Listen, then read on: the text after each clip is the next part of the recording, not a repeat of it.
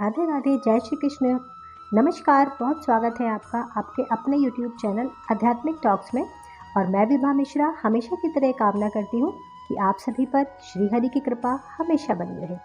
दोस्तों, आज मैं इस वीडियो में आपको बताऊंगी, मैंने अपने पिछले वीडियो में आपको दीपदान के बारे में बताया था कार्तिक मास में, कि कार्तिक मास में दीपदान करने का क्या महत्व होता है, दीपदान हमें किस प्रकार किस समय में और कहाँ कहाँ करना चाहिए।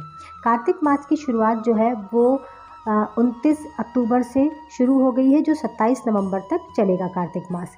इस बीच में जो है हमें दीपदान कैसे करना चाहिए, हमें परिक्रमा किसकी और कितनी करनी चाहिए, इसके बारे में मैंने डिटेल वीडियो बना के आपको बताया है। तो आप मेरे चैनल पर पहली बार है तो चैनल को सब्सक्राइब कीजिएगा और बेल आइकन को प्रेस कीजिएगा, ताकि आपको मेरे वीडियो का नोटिफिकेशन सबसे पहले मिले और आप इन चीज़ों के साथ आध्यात्मिक ज्ञान के साथ जुड़े रहें। तो आज मैं आपको इस वीडियो में बताती हूँ कि 108 बत्ती का दीपदान, जिसे सहस्त्रावली दीपदान भी कहा जाता है, वो किसे करना चाहिए और कहाँ करना चाहिए, किस समय में। यदि आप कार्तिक मास में पूरे महीने स्नान नहीं कर पाते हैं तो आप 30 दिन का जो है जो दीपदान है वो एक दिन में किस प्रकार करते हैं। तो आप वीडियो के साथ पूरा बने रहिए। वीडियो आपको पसंद आए तो प्लीज़ इसे लाइक कीजिएगा, इसे शेयर कीजिएगा। कमेंट में आप हमेशा की तरह जय श्री हरि या राधे राधे लिख सकते हैं। तो वीडियो को शुरू करते हैं समय को ना गवाते हुए। देखिए, हमारे सनातन धर्म में बताया गया है कार्तिक मास जो होता है वो दीपदान के लिए और परिक्रमा के लिए सबसे सर्वश्रेष्ठ महीना बताया गया है। इसमें कहते हैं किया हुआ एक भी दीपदान, यानी एक भी दीप अगर आप प्रज्वलित करते हैं देव वृक्षों के नीचे, जैसे कि केले के वृक्ष के नीचे, तुलसी जी के वृक्ष के नीचे, बेल वृक्ष के नीचे, पीपल वृक्ष में, मंदिर में जाकर, गौशाला में जाकर, चौराहे पर, गंगा जी के तट पर, तो उसका बताया गया है कि हमें 1000 अश्वमेघ यज्ञ के बराबर उसका फल प्राप्त होता है। तो यदि आप पूरे महीने नहीं कर पाते हैं दीपदान, तो आप एक दिन में कैसे करें, मैंने आपको पिछले वीडियो में भी बताया था।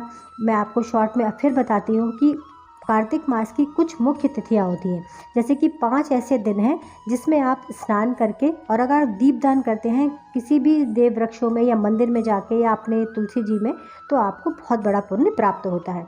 तो वो कौन सी 5 तिथियां हैं, उसके बाद मैं आपको बताती हूँ कि 108 बत्ती का दीपदान किसे करना चाहिए। तो मुख्य 5 तिथियां कौन सी होती हैं आप कार्तिक मास की, जैसे कि 2 एकादशी हो गई। एकादशी में एक पहली आती है रंभा एकादशी और दूसरी आती है देवटान एकादशी। तो आप इन 2 एकादशियों पर भी कर सकते हैं दीपदान, परिक्रमा कर सकते हैं तुलसी माता की 108। उसके बाद आंवला नवमी, अक्षय नवमी जिसे कहते हैं, उस पर आप कर सकते हैं।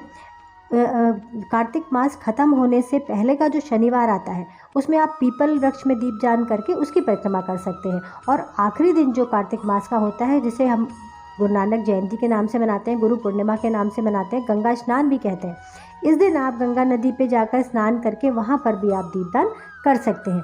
यदि आप एक दिन में 30 दिन का दीपदान करना चाहते हैं तो आपको क्या करना होगा, श्री हरि विष्णु की जो दीपदान होता है वो 4 तार की बत्ती का हमें करना चाहिए।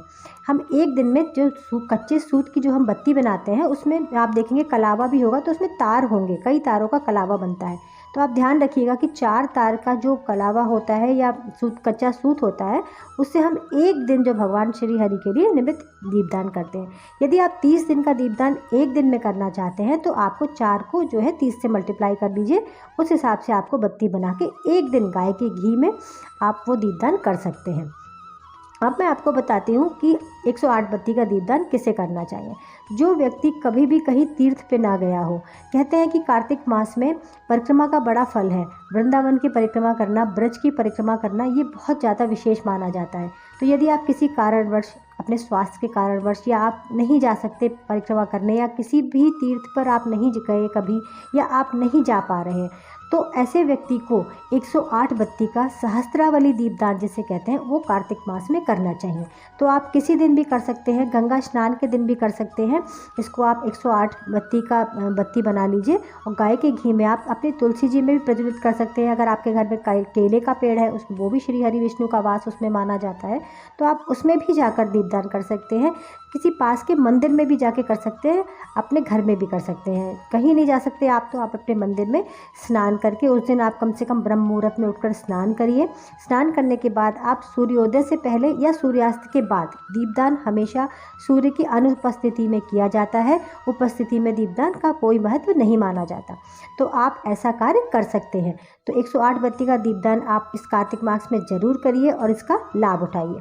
वीडियो पसंद आया तो प्लीज़ इसे शेयर करना मत भूलिएगा, चैनल को सब्सक्राइब कीजिएगा। सभी को राधे राधे, जय श्री कृष्ण।